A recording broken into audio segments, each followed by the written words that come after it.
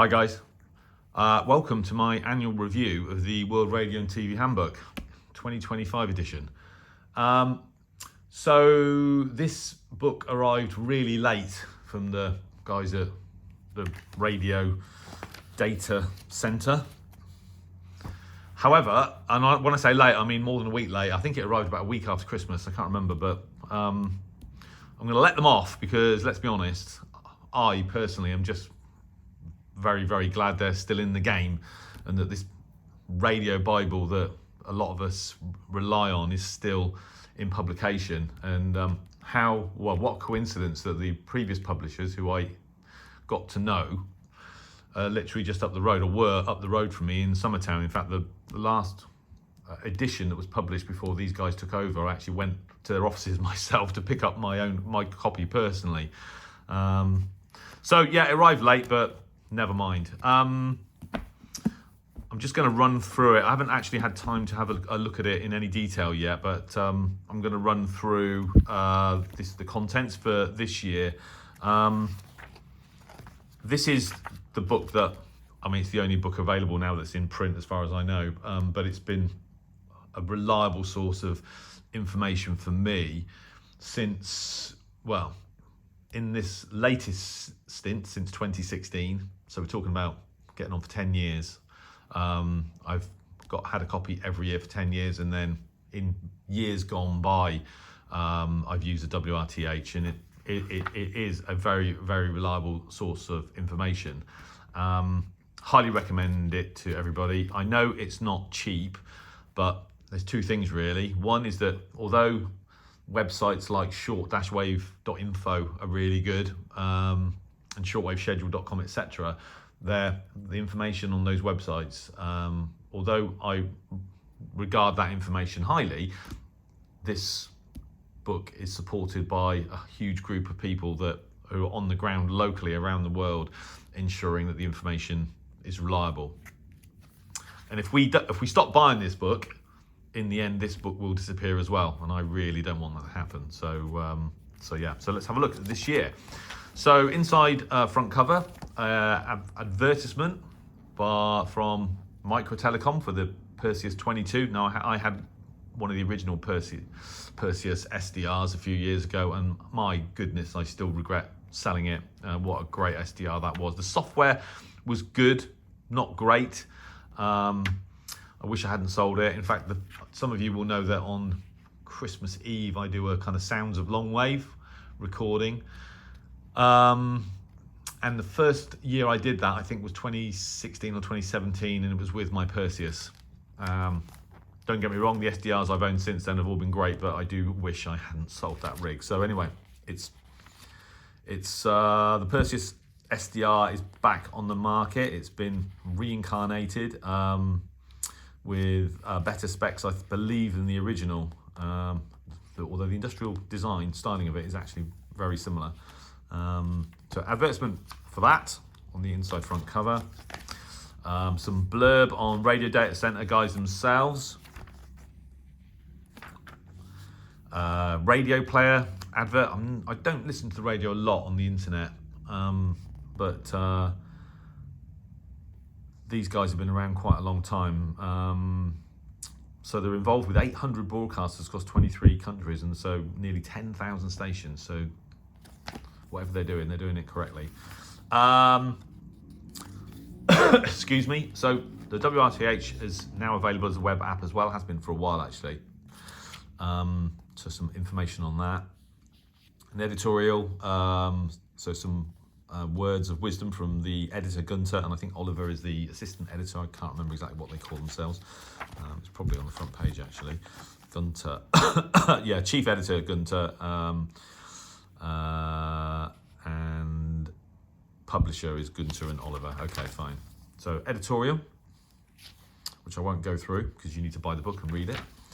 And then they always have a section on sort of WRTH contributors. So there's Benedict Kovacs and Marcello Cornacchioni, who's in Buenos Aires. And then a Hall of Fame. So this is basically a list of everybody that helps with this project in ensuring that the information is still up to date and reliable. Now, the model used to be that everybody that helped with compiling the information in this book. They don't get paid. I don't think this book generates enough revenue to pay all these people, but I think the way it used to work is that everybody that contributed at a certain level got a free copy. I don't know if that's still the case or not. I mean, it might not be, but there's this paragraph here is basically just a list of the major contributors, which means that there are probably others. It's a huge list of people that this book relies on. So it's, in a way, it's almost quite amazing that that this book remains, that financially viable, really. I hope it remains financially viable for a long time to come. But when you look at the number of people that contribute towards it, this is a representation of how much people in our hobby love radio and love this book and want to see it sort of thrive. So that's page 10. Page 11 is the SDR Play RSP DX R2, which is an improved version of the DX, which I have. The original DX, I think, it's got improved dynamic range below 2 megahertz, and I think the R2's got improved dynamic range, even better dynamic range below 1 megahertz. So a review on that, which is interesting. I mean, for me, our SDR Play is in the news because I'm currently testing the NRSP ST, the networked version. Then there's an overview of the sort of current SDR software. So HD SDR, which I've used, SDR Console, which I'm currently using, SDR++, SDR Angel, GQRX, which I've used on my Mac in years gone by, and some others. So that's an interesting read for those of us that use SDRs. Then there's an article on the Remote DX with the NXP TEF6686 based receivers, which I know nothing about those at all. So there's an article, 4-page article on that. There's then an article on the fmdx.org project, which I do know something about. And then there's a review of the Stanford Wave Block preselector. Now, sort of preselector is a device that has sort of BPFs, LPF, HPF filtering, and it's a way of avoiding overload because it only allows a narrow sort of frequency band to pass through the receiver. So that's interesting. I haven't read that yet, but I will read that. There's a pre-selector on my Kenwood TS990, which I don't really use, to be honest, but and I've got a manual pre-selector somewhere, but anyway, that's page 25. That should be quite interesting.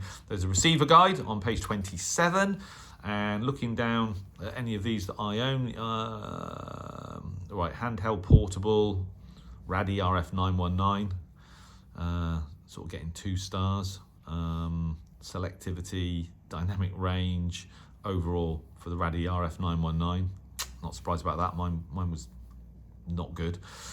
Sangean ATS909X2, 5 stars on selectivity, 4 on dynamic range, 4 overall, so that's a decent receiver. And the Texans are mostly getting a lot of the Texans are getting 4 stars. The H501X, if I can find it, 4 stars overall. I've actually given mine away, but and then, anyway, so handheld portables with the budget, and then SDRs and semi-pro receivers, all the SDR Play receivers, Kiwi SDR, ELAD is sort of 5 stars, which is good because I own one of those. So that's page 27. That's interesting.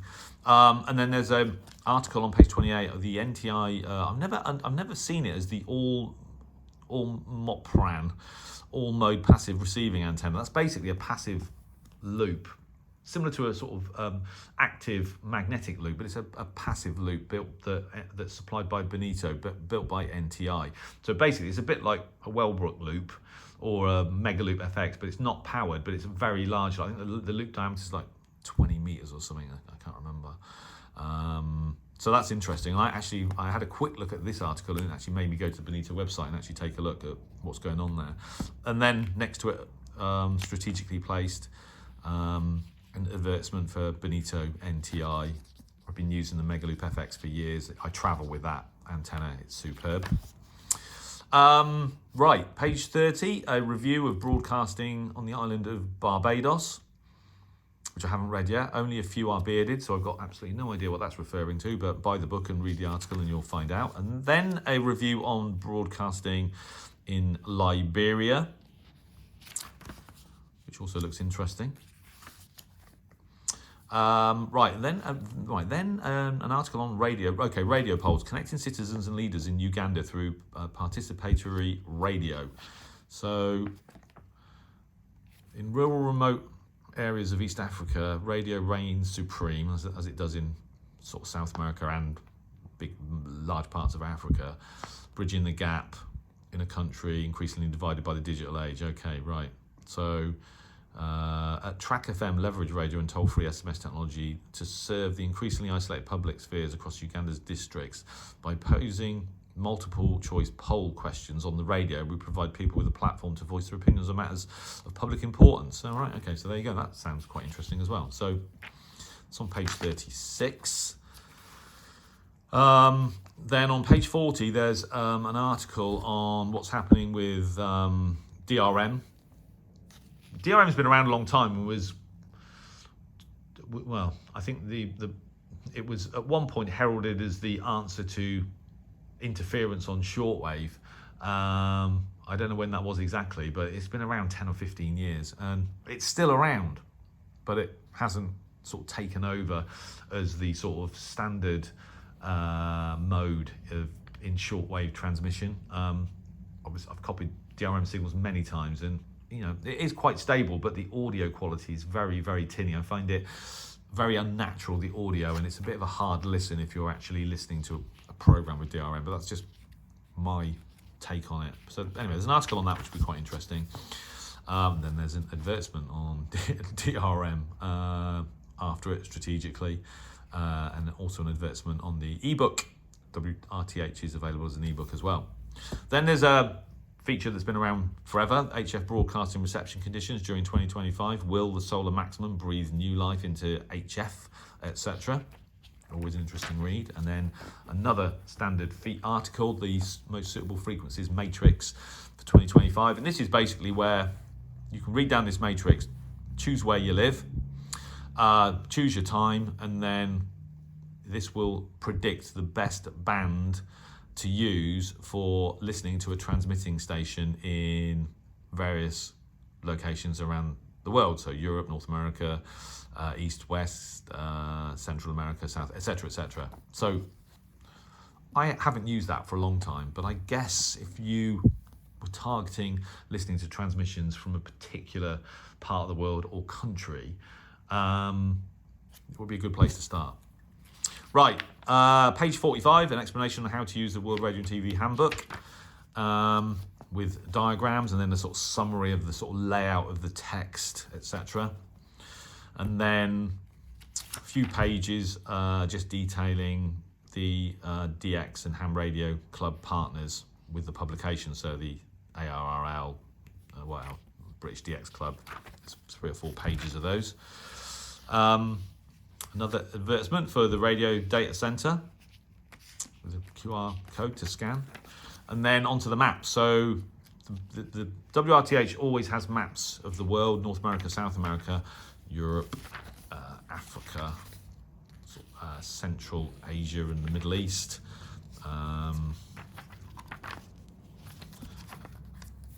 Eastern Asia, Southeast Asia, etc. And what's sort of unique about these maps are that the places located on these maps are actually transmitting sites, which I didn't actually realise for a couple of years until I actually bothered to take the time to actually look at to actually look at one of these maps, and then sort of realised if you sort of look at Madagascar, there's Talata, Volundry, etc. So quite useful. I'm wondering how up to date this is, because these, transmitting sites tend to sort of be shutting down all the time, but good to have them still in there. And then I think, as always, there's a world time zone map. I actually have what is it, Simon's World Map on my computer, on one of my computers anyway, all the time, so I don't really need that. And then there's a world timetable. And then it's just basically the content. So it starts with national radio. So this is basically a summary of radio activities by country. And what's interesting, if you look at the United Kingdom, I looked at the United Kingdom briefly the other day for AM radio, and the state of AM radio in the United Kingdom, it's so horrific when you actually see it in print. In terms of the number of high power stations, so 50 kilowatts on 198 for Radio 4, and then, 4 kilowatts, 0.425. I mean, there's literally, that is it. And most of these sort of 2 columns are the same station, but it lists the same frequency, but with the different transmitting sites. I mean, that's basically it for sort of long wave and medium wave in the whole of the UK. It's literally horrific. So if you go to somewhere like the United States of America, you feel a whole lot better, because the United States of America, that's same, whereas we've got like 2 columns, not even 1 page. Go to I know the USA is much bigger, but you've literally got page after page after page after page after page after page. So AM radio might be dead in the UK, or dying in the UK and sort of dead in parts of Europe, but it's still going very strong in North America. So that's the national radio section, and then it goes to international radio. So what it does is it lists stations by country. So this is international radio as broadcast by nation. So that looks like a country that broadcasts it. There you go. So China. So China Radio International, CRI. So this is all of their broadcast times and frequencies starting here. And as we all know, there's a lot going on in China. So literally all day, every day on many, many frequencies. Actually, I wonder what the UK looks like, because the World Service is kind of not exactly dying a death, but in a way it sort of is. So United Kingdom, so here we go, here's the World Service. Column and 2/3, not even 1 page. Even less for actually no, the United States got a bit more. There's a bit more going on with the United States in terms of shortwave transmissions, but yeah, it's a sorry state of affairs in general from the UK, I think, with World Service these days. There's then a table of the DRM broadcasters by against time with frequency, so a couple of pages of that, and then the frequency list. So this basically lists everything by region, it's sorted into region but by frequency. So starting with long wave in Europe, Africa, Middle East, 153 kilohertz, Algeria chain 1, and antenna Satalor starts and then goes all the way through medium wave. So it goes from Europe, starts in Europe, then East Asia and Pacific, and look at that. There's 5 Mongolian broadcasts on long wave still listed, which means they're still going. I haven't seen a carrier from Mongolia on long wave for quite a long time, and I know that their transmissions can be a bit patchy at times, but to see them in here almost certainly means that they're still on air at one time or another, so that's great. So that's medium. So it starts with medium wave, and then I believe so. There's still a lot going on medium wave on AM. Still medium wave. South America, lots going on. So North and South America, medium wave is still a thing. And then shortwave stations of the world, starting on, there's 47 pages of shortwave stations. So these are listed by frequency and also by time. So this is effectively a summary of all of the shortwave transmissions around the globe, which is why there's 47 pages. Actually, although interestingly, last year, this section contained 53 pages. So we've lost 6 pages of transmissions. But nevertheless, in this format, it makes everything look a little bit healthier. So shortwave stations of the world. So this is quite good if you're tuned to a particular frequency. as long as you know what time it is, UTC, you can have a look and cross-reference what you're hearing with hopefully what station's actually transmitting. So this is fundamentally one of the things that makes this book really useful. You know, you can use the web, and I do that a lot, but if I'm tuned to a frequency and I really don't know what that station is, this section in this book will just tell you that. It's a great thing. Right, so so that's it for that, for shortwave stations of the world. Then there's an advertisement here for a website, digitalbitrate.com. I've got no idea. Okay, online DAB, IPTV, DVB monitoring and measurement. Okay, right. Then there's a section on national television, which just summarises TV activities by country, which I tend not to look at all. And then the final section is reference. So country index. So this is as usual. Geographical area codes that are used in the book, which is also useful. Abbreviations used in the book if you can't figure it out. Transmitter sites with latitude and longitude and country, which is useful for the geeks among us. Target area codes, right, clubs and publications for DXs. It's quite handy. Standard time and frequency transmissions, so a little summary on that. STFT station schedule and contact information. I wonder actually, so standard time and frequency transmission, schedule and contact information, but I mean these things just sort of tend, I guess contact information I get, but schedule, I mean these things just, don't they run 24/7? Anyway.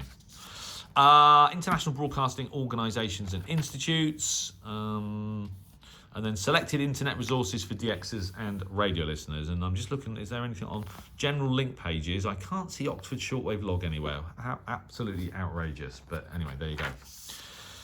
And then a Nortel advertisement. Worry-free transmission because radio matters. So good to see Nortel still advertising. And then the back cover, Xperi Broadcast Technologies advertisement. So there you go. So that is the WRTH 2025. I saw it advertised somewhere. I think it was nearly €50, which is a bit eye-watering. But if you care about our great hobby and you care about having something published, you know, hard copy in print, this book is so useful. And if we stop buying it, or if a significant proportion of us stop buying it, I think that it'll come to an end, and I don't want it to come to an end. So I highly recommend it. As I said, I've been using it every year since 2016, and before that, when I was a young man, I used to buy a copy of this. I've got several older copies. It's, for me, it's worth the money, but as I mentioned in a recent